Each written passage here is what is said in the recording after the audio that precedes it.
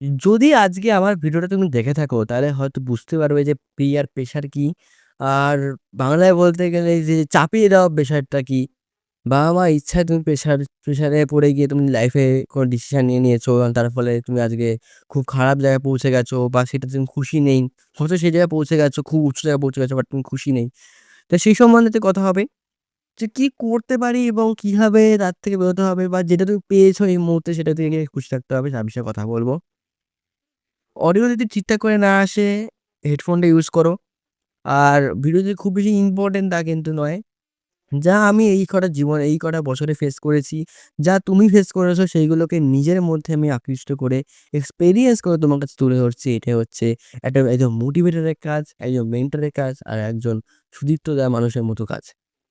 আজকে আমার ভিডিওতে তোমাকে বলা হবে যে কিভাবে তুমি প্রিয়ার প্রেশারকে মিনিমাইজ করবে এবং সেই জিনিসগুলো শুনেও তুমি নিজের কাজটাকে এগিয়ে নিয়ে যাবে এবং কিভাবে তুমি তোমার জীবনটাকে বেশি গ্লো করতে পারবে। জীবনের সেই জায়গায় পৌঁছে গেছো, অনেক উঁচুতে পৌঁছে গেছো, অনেক উঁচুতে পৌঁছে গেছো। বাট তুমি তাও খুশি নেই। বাট তাতেও তুমি খুশি থাকতে পারবে। তার বিষয়ে কথা হবে। দেখো, ভিডিওটা শুরু করার আগে বলে রাখছি যদি তোমার এই সমস্যাগুলো থাকে তাহলে কিন্তু অবশ্যই ভিডিওটাকে লাইক করে দেবে। আর কমেন্টে জানিও তোমার কষ্টটা যাতে আমিও ফেস করতে পারি তোমার কষ্টটা এবং এক্সপেরিয়েন্স করতে পারি যে তুমি কি সমস্যার মধ্যে দিয়ে যাচ্ছ যাতে আমিও ভবিষ্যতে সেই সম্বন্ধে আরো বেশি মোটিভেট করতে পারি তোমাকে। হয়তো বয়সটা আমার ১৯ বাট আমি থিংকিং রাখি 35 ইয়ার্স বা 25 ইয়ার্স এ একজন মানুষের মতন করে। হয়তো অনেক কিছু জানি না, অনেক কিছু ভুল বলব বাট তার মধ্যেও কিছু শিখবো। এই একটা আছে থাকে। আচ্ছা। অনেক বেশি কথা না বললেও শুরু করা যায় না। একটা introduction এর পার্ট থাকে সেই পার্টটাকে যদি ঠিকঠাক করে এক্সপ্লেইন না করি তাহলে কিন্তু ভিডিওটা রং মেশানো এবং মোটিভেটেড লাগে না। আচ্ছা সামনে আমাদের গেল হচ্ছে বলতে গেলে রং খেলা, দোল, বাংলায় দোল, হিন্দি, ইংলিশে হোলি। আচ্ছা। এবার এই হোলিতে আমরা একটা জিনিস দেখলাম যে ছেলেমেয়েরা অনেক ঘুরে, ঘুরে বেড়াচ্ছে। আমি সেদিন আমার পড়া ছিল।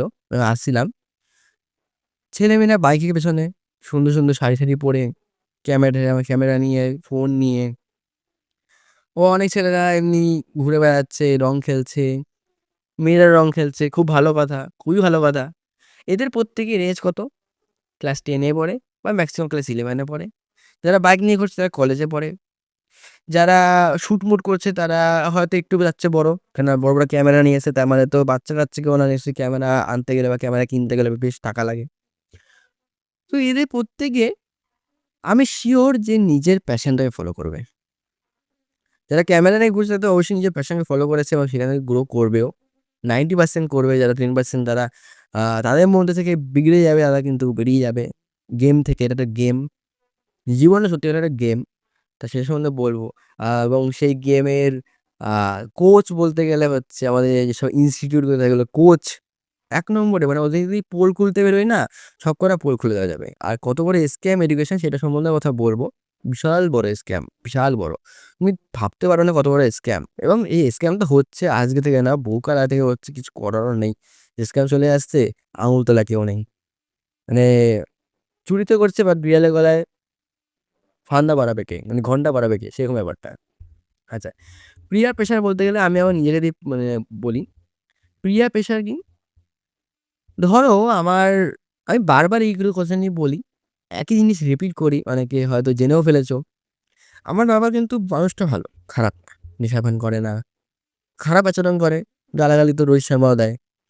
গালাগালি খারাপ বলা যায় না। রাগারাগি করে। খুব বাচাল টাইপের। খুব বকবক করে। অনেক কিছু বলি আমরা যে বকবক করে, কিছু বুঝতে চায় না, কিছু ফেস করতে চায় না, ভীতু, অনেক কথা বলি। আবার আমার যখন প্রফেশনের কথায় আসে আমি যেটা করতেছি সেটা করতে দেয় না। নিজে যেটা চায় যেমন ডাক্তার হতে বলে আমাকে, আমি হতে চাই না। দিস ইজ আ প্রিয় পেশা। যেটা আমার উপর চাপিয়ে দেওয়া হচ্ছে। আমার আত্মীয়রা বলে যে, "না ডাক্তার হতে হবে বা অন্য বড় কিছু করতে হবে।" সোশ্যাল মিডিয়ায় কোনো কিছু পাত্তাই দেয় না।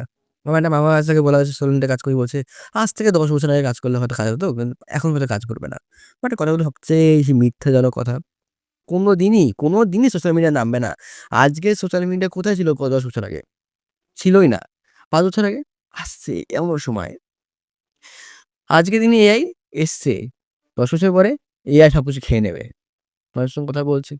তাই না? রোবট মোড থাকবে, রোবোটিক্স ব্যাপারটা থাকবে। তো সেক্ষেত্রে সবকিছু এআই ওপরে। তখন মনে হবে না যে এই ডাক্তার, ইঞ্জিনিয়ার খুব বেশি ইম্পোর্টেন্ট। মানে তখন রোবটই, সবই রোবট হয়ে গেছে। তো তখনকার জেনারেশন অন্যরকম হবে। মানুষের জনসংখ্যা কমে যাবে সে সময়। কেননা হয় না যে যারা টিকতে পারবে তারা টিকে থাকবে, যারা টিকতে পারবে না চলে যাবে, উড়ে যাবে। সেই ব্যাপারটা সেরকম তখন সেরকম হবে। তো সেটাই তখন কথা। তো সেই সম্বন্ধে যদি আমার যদি সেম টু সেম পরিস্থিতির মধ্যে না পড়তে চাই কি করতে হবে সেক্ষেত্রে তোমাকে নিজেকে বিচার করতে হবে। আচ্ছা অন্যদিকে ভটকে যাচ্ছি। ক্রিয়া পেশা সম্বন্ধে বলছি।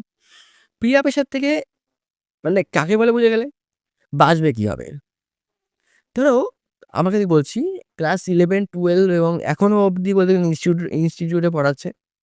প্রচুর টাকা খরচা করাচ্ছে। এখান থেকে আমি অনেক কিছু শিখছি। এডুকেশন কিন্তু খুব ইম্পোর্টেন্ট।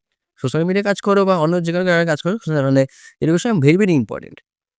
বাট সেখান থেকে আমি কি শিখছি?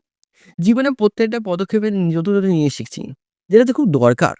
মানুষের প্রত্যেকটা জিনিস প্রত্যেকটা জীবনে খুবই দরকার।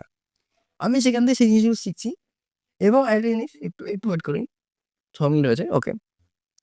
এবং সেখান থেকে শেখার মুহূর্তে বুঝেছি যে প্রত্যেকটা জিনিস যেমন ইম্পোর্টেন্ট তো ইনস্টিটিউটগুলো এখান থেকে কি করে? তুমি এডুকেশনে কি করলে না করলে ঘন্টা ফারাক পড়েছে এডুকেশন ইনস্টিটিউটে। তুমি যদি না পাও সেটা ওদের সুবিধার। তুমি আবার পড়তে আসবে। কারণ তুমি তো বোকা। আসল ধুরন্ধর কারা? ইনস্টিটিউট যারা চালাচ্ছে, যারা পড়াচ্ছে তারা আসল ধুরন্ধর। তুমি পেলে না পেলে ওদের ঘন্টা ফারাক পড়েছে। বা আমাকে বলতে হবে যে ইনস্টিটিউট থেকে কামাচ্ছেন। ওরা কি বলবে? তুই খুলতে পারবি? তোর দ্বারা হবে? হবে তোর দ্বারা? হবে না। আচ্ছা একটা কথা বলো, আমি কি বলেছি ইনস্টিটিউট খুলবো? আমি কি বলেছি আমি পড়াশোনা করব না? জাস্ট এটুকুর কথা বলেছি। সেরকম যদি ইনস্টিটিউটগুলো কামাচ্ছে এবং খারাপভাবে আমার পেলাম কি না পেলাম ওদের কিছু ঘান্টা ফড়া পড়েছে। তার সাথে আমার ১০ টাকা শুনিয়ে দেবে। খুব খারাপ লাগে। খুব খারাপ লাগে। আজকে আমার বিজনেস করার ইচ্ছা বাট বাবা-মার ইচ্ছা যে ডাক্তারি করার। তো আমি সেটা করব না। সেক্ষেত্রে আমি কি করব? ওদের সবার কথা শুনবো। বাট সোশ্যাল মিডিয়া চালাচ্ছি। এখান থেকে ইনকাম করে টাকা তুলবো এবং বিজনেস করব। সেটার কোনো তোদের মেন্টালিটি থাকা দরকার। প্রফেশনকে ভালোবাসা দরকার। এবং প্রিয়া পেশাটাকে নিয়ে কম লেখার চেষ্টা করতে হবে। দেখো ভবিষ্যতে তোমাকে নিজেকে নিয়ে চালাতে হবে।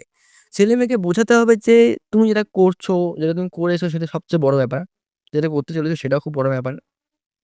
তোমাকে কেউ জিজ্ঞেস করতে আসবে না। পাড়ার মানুষও বলবে, "ছেলে কি করে? বা মেয়ে কি করে?" ওরা কি খাওয়াতে আসবে? ১০ বছর পরে তো তোমার খাওয়া অন্ন যে খাবারটা আছে তোমাকে নিজে জোগাড় করতে হবে। তাই না? তার মানে আমি এটাও বলছি না মেয়েদেরকে যে তোমাকে উলঙ্গ ছবি উলঙ্গ হয়ে নুড ছবি দিয়ে তুমি Instagram খোলো। Facebook এ চালাও, YouTube এ চালাও। আমি এটা বলছি নয়। ভালো কনটেন্ট ছাড়ো, ভালো কিছু করো। পড়াশোনার বিকল্প যেমন নেই তেমন কিন্তু পড়াশোনা দিয়েও আজকের দিনে খুব বড় কিছু হয় এমনটা কিন্তু নয়। ঠিক আছে? লাইফটা তোমার, লাইফটা তোমাকে লিড করতে হবে। জীবনটা তোমার, তোমাকে চালাতে হবে। আগামী ৪০ বছর তোমার জন্য ওয়েট করছে। ৪-১০ বছরের জন্য তুমি কিন্তু বসে থেকো না। পাড়ার মানুষ তোমাকে কি বলল মনে করো না। বাবা-মা কি মনে করল মনে করো না। পড়াশোনা চালিয়ে যাও। তারা মনে হচ্ছে এডুকেশন লাইনে আগাবে, অবশ্যই আগাও। যাদের মনে হচ্ছে আইপিএস, আইএএস হবে, অবশ্যই হওয়ার চেষ্টা করো। যারা মনে হচ্ছে ডাক্তারি করতে চাইছো, অন্য কিছু করতে চাইছো না, জব করতে চাইছো, অন্য কিছু করতে চাইছো না, যারা সোশ্যাল মিডিয়ায় কাজ করতে চাইছো, অন্য কিছু করতে চাইছো না, তাদেরকেও বলছি তোমার নিজের কাজটা করো। বাবা-মা বলবে, বাবা-মা কাজ হচ্ছে, তুমি যাতে অন্য কোনো পথে না যাও। বাবা-মা কি চাইবে? বাবা-মা চাইবে যাতে তুমি অন্য কোনো ট্র্যাকে না যাও, জীবনে একটু উন্নতি করো। আর পাড়ার লোক কি চাইবে? তুমি মরে যাও। তোমার ওদের ঘাড়টা ফারাক করেছে। ঘাড় ব্যথা করছে। লিটারেলি আমি ৫ খানা ভিডিও বানিয়ে ফেললাম এখনো অবধি। ঘাড় ব্যথা করছে আমার প্রচন্ড আমার পেট। তো ভিডিও বেশি বড় করব না। গলা শুকিয়ে যাচ্ছে, জল খেতে হবে, ঘাড় ব্যথা করছে। একটু উঠতে হবে আমাকে আসলে। তো পাড়ার লোকের তো শোনো না। আত্মীয় ফালতু শুনো না। নিজের মা-বাবার কথা শোনো। হালকা হলে শোনো। নিজের মনের কথা শোনো, নিজেকে বিশ্বাস রাখো, ভগবানের প্রতি বিশ্বাস রাখো। বাদ বাকিটুকুনি তোমার হার্ড ওয়ার্ক, তোমার সিনসিয়ারিটি, তোমার ট্রাস্ট, তোমার বলতে গেলে জুনুন সেসব কিছু এনে দেবে। চলো দেখা হচ্ছে পরের দিন এবং কিছু টপিক নিয়ে 1.5x এ দেখতে পারো ভিডিওটা। বিকজ ঘুমটা আস্তে, আস্তে বলেছি। ঘুম পাচ্ছে বিকজ কাল রাতেবেলা আমি ৫ ঘন্টা ঘুমিয়েছি। স্লিপলেস নাইট তো আগের ভিডিওতে তো বলে দিয়েছি ৫ ঘন্টা ঘুমিয়েছি। আর আজকে তোমার সামনে বসে রয়েছি। তো ঘুম পাচ্ছে আর জল তেষ্টা পেয়েছে। চলো দেখা হচ্ছে পরের দিন কিছু টপিক নিয়ে। ততদিন কাজ করো, ভালো থাকো।